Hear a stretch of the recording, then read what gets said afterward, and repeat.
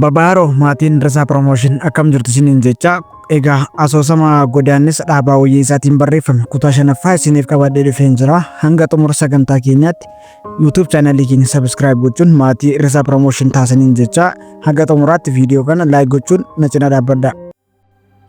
Mooraa yuunivarsiitichaa keessa akkuma bubbuleen qalbiin koo barnootatti waan qabameef yaaddoo fi dhiphuun biilaa natti fe'amanii dhufan suuta suutaan narraa harca'aa deeman. Guyyaa guyyaatti waan na gaddisiisu arguu fi dhaga'uu irraa fagaadhee taphaa fi burraaqa qoosaa fi kolfa barattootaa keessa oolee buluun koo utuun hin se'in na jijjiire.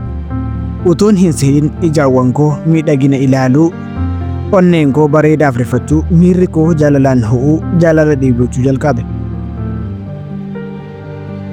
Yeroo shamarranii fi dubartoonni mooraa yuunivarsiitichaa karaa irra na bira darban hanga isaan na duraa dahatanitti ijaan geggeessuutan ka'e. Durba ija kootti miidhagdu innaan argu gomjiidhaan sagal milladheen ilaala. Akka saree foon kajeeltiitti deddeebi'een gorora liqimsa.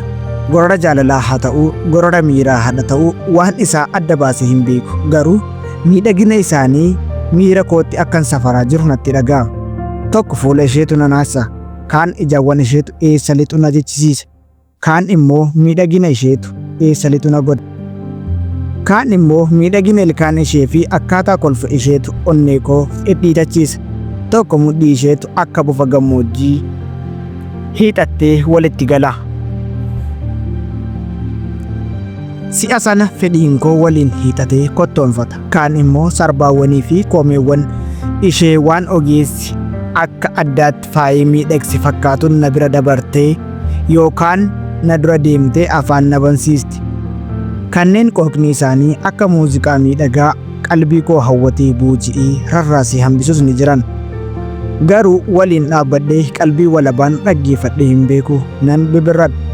Akkanattan guyyaa tokko kiyyoo seene. Barnoota waggaa tokkoffaa walakkaan gaaddeen ture. Qaamni ishee guutuu, dhiigni ishees guutuudha. Magaala ija gurguddaa kan bissiin rifeensi naarawwan ishee walirra ciisee gamaa fi gamanaan wal tuquu ga'u. Funyaan furdaan wal qixxaatee gad dhufee dhuma irratti gabaabbatee hafu qaawwaaleen isaa lameen babal'oodha. Hiriyoota ishee lama waliin odeessaa deemti turte. Guyyaan jalqabaa arge.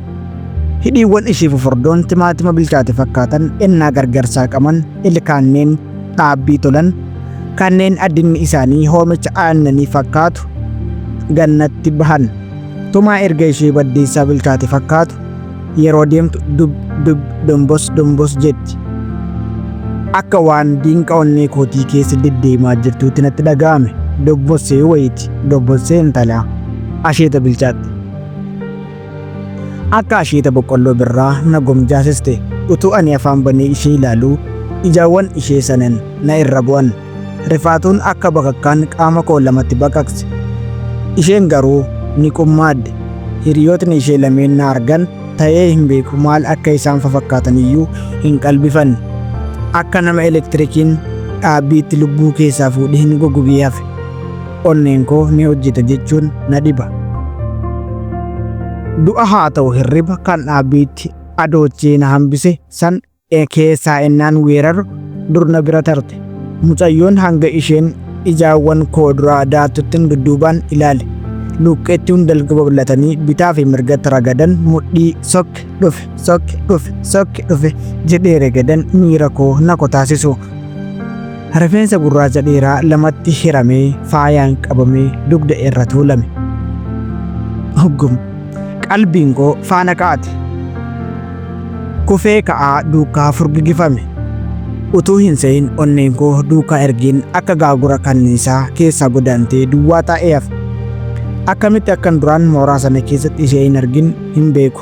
Tarii utuman ilaaluu hin argin hafe ta'ee ija qalbii kootu jaamee turete yookaan miira koo miidhagina dhandhamutu hanga gaaf sanaatti irribaa hin dammaqne jedhee yaada tettaraan gama doormii kootti qajeele.